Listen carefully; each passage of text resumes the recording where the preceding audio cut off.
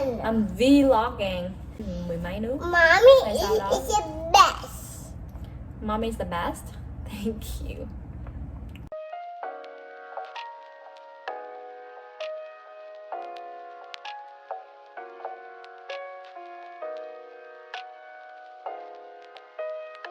Hello, xin chào các bạn đã đến với channel của mình. Thì kênh YouTube của mình được tạo ra để làm về những cái video về đời sống của gia đình mình ở Panama. Thì cái video hôm nay mình làm về chủ đề mình ở Panama làm cái gì và cuộc sống ở Panama như thế nào. Thì cái video này mình quay trong nhiều ngày khác nhau, cũng tầm 1 tháng, và mình chỉ để chung lại với nhau thôi chứ không phải là một ngày của mình diễn ra như thế nào.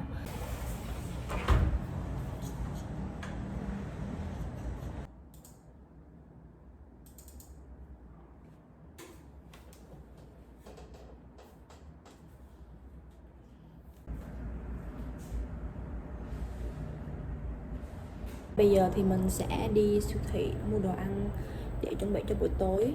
Có một cái rất là hay là ở đây người ta không có sử dụng túi ni lông nhiều. Nói chung là cũng có thể có đó, nhưng mà người ta rất là hạn chế bằng việc là nếu như bạn mua túi ni lông thì bạn sẽ phải trả thêm tiền, hoặc là mua túi vải thì trả đắt hơn. Cho nên là mỗi khi ra đường đừng bao giờ quên đem theo túi, còn không thì bạn sẽ phải trả tiền cho túi ni lông hoặc là túi đựng. Đi đâu mình cũng đem theo túi hết, để có lỡ mà mình muốn mua đồ gì đó thì mình có sẵn túi mà không có phải.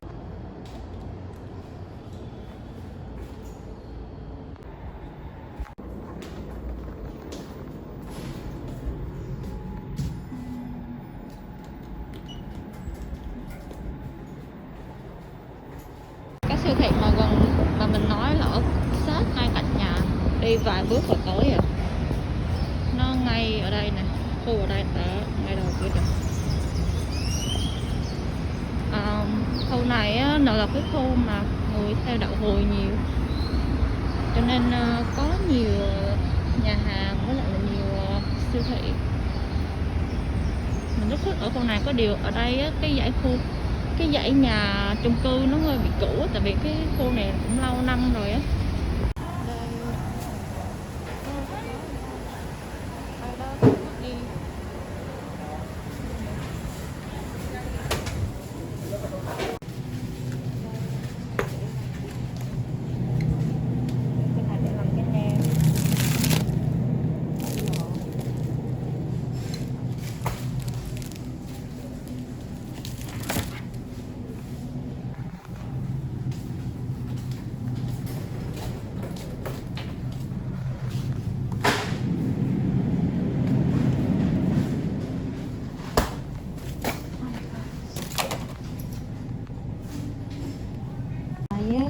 Gạo địa phương thì nó rẻ có $3, nhưng mà gạo kiểu Thái Lan hoặc Việt Nam mình có rất là đắt luôn á.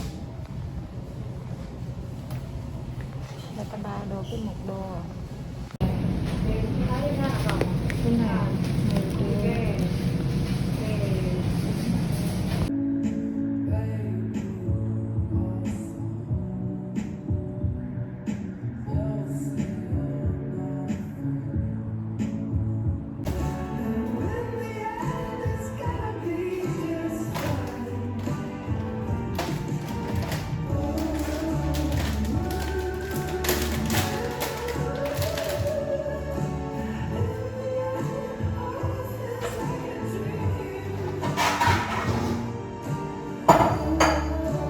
small, it's not bigger than a chestnut, but then it's got all the water inside the boat.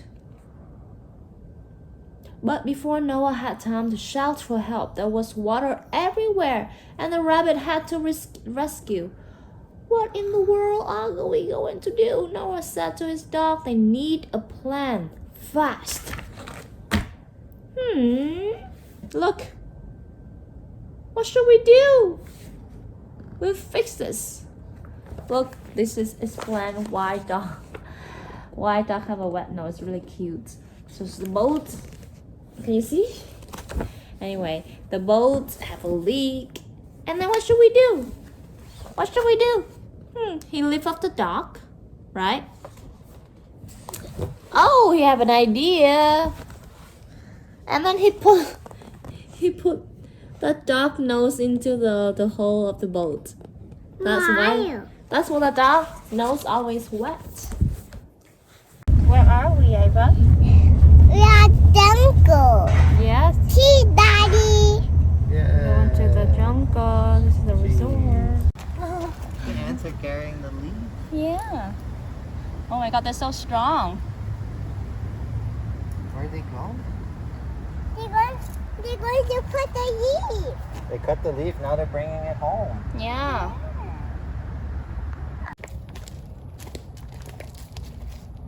What you got, Ava?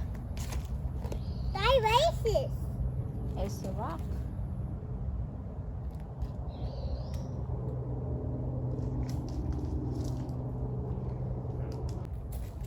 Yeah. Stuck. Why are you down there? Đi bộ lên đây là có 10 phút thôi, tại vì mình chọn cái đường đi bộ ngắn.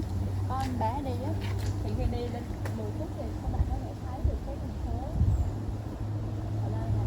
Nhưng mà có một cái vài cái con đường đi lên cao hơn, các bạn có thể thấy cao hơn toàn bộ thành phố luôn.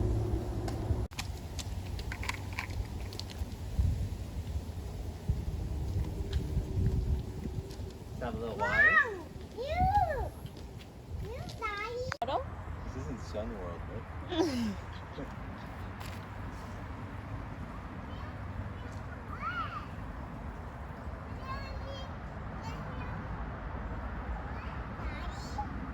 Thì với tư cách là một người mẹ bỉm sữa, cuộc sống của mình cũng giống như những cái bà mẹ bỉm sữa khác, thì chỉ có là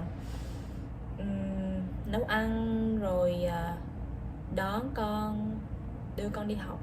Mình cũng may mắn là có người giúp đỡ, tại vì cái labor ở đây, cái số tiền mà các bạn bỏ ra để thuê người làm á, nó rẻ hơn rất nhiều so với những cái nước Bắc Mỹ như Mỹ hoặc Canada.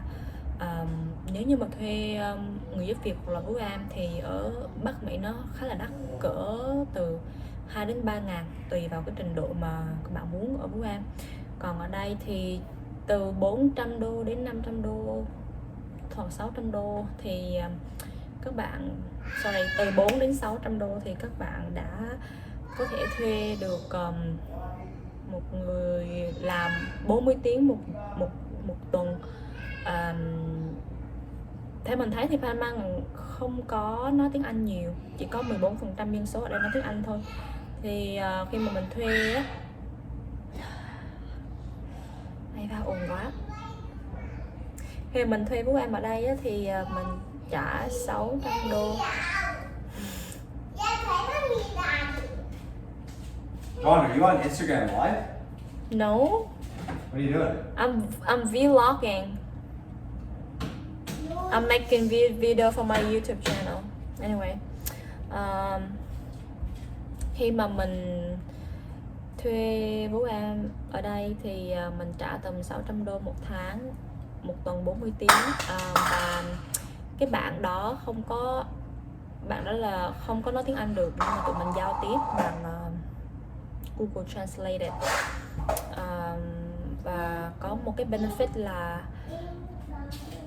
có một cái lợi ích là bạn đó có thể dạy con mình nói tiếng Tây Ban Nha. Thì mình cảm thấy khi mà bạn ở Nam Mỹ và bạn nói được tiếng Tây Ban Nha, đó là một lợi thế rất lớn.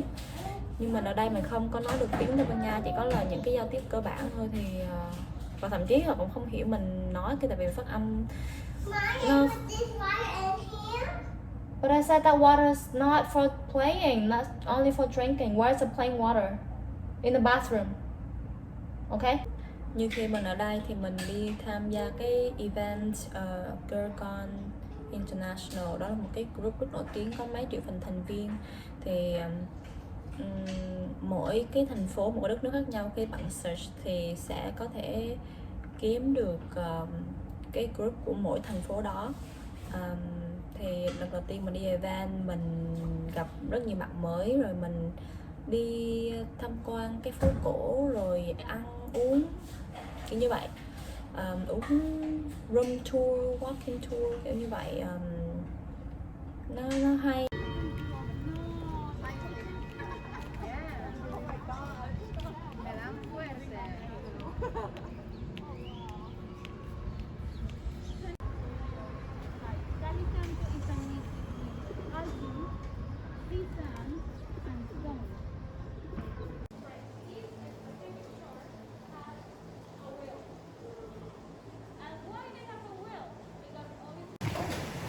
Let's go, Ava. Come on. Wow.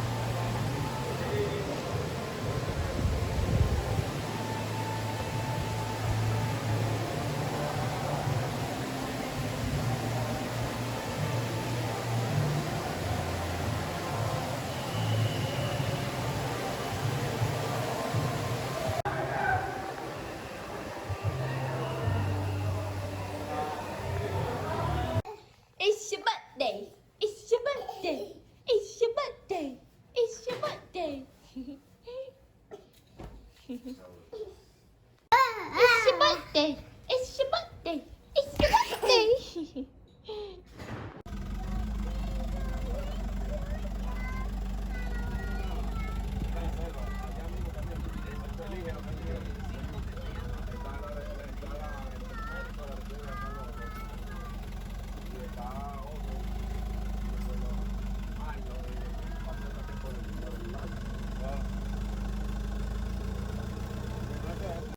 Hey, man.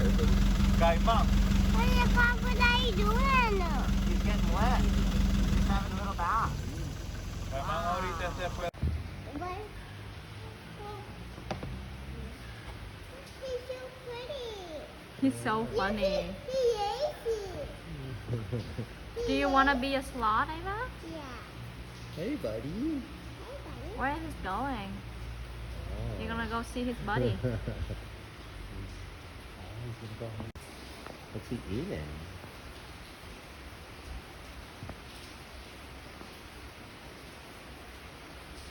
What's he eating? Eating carrot.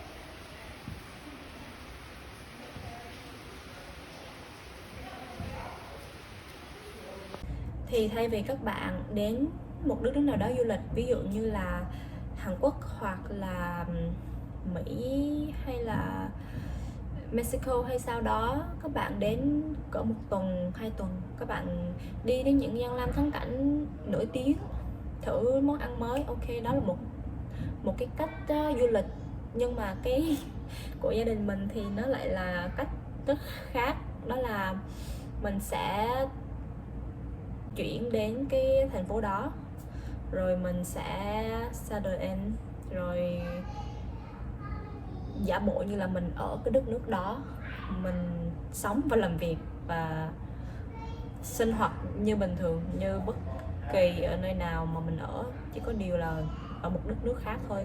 Thì cho dù là mình ở Việt Nam hoặc là Thái Lan hoặc là Canada hoặc là bây giờ Panama, tụi mình đều làm những công việc giống nhau, đều cố gắng sinh hoạt một cách rất là bình thường, không có phải là kiểu như là đi du lịch rồi mình phải thăm thú. Đương nhiên thì cũng sẽ có, nhưng mà không phải tần suất là mỗi ngày. Thì mình vẫn có thể là làm việc như bình thường, xong rồi mình đi ăn uống cà phê với bạn bè, đi siêu thị, đi chợ kiểu như vậy. Lâu lâu cuối tuần thì mình sẽ đi cái khu xung quanh trong cái thành phố để xem thử là có cái gì hay ho. Nhưng mà những cái hoạt động đơn giản đó làm cho mình cảm thấy hiểu sâu thêm về cái đất nước mà mình đang ở, hoặc là biết được cái đời sống mà cái đất nước đó mang lại là như thế nào. Where are you going? You go so fast.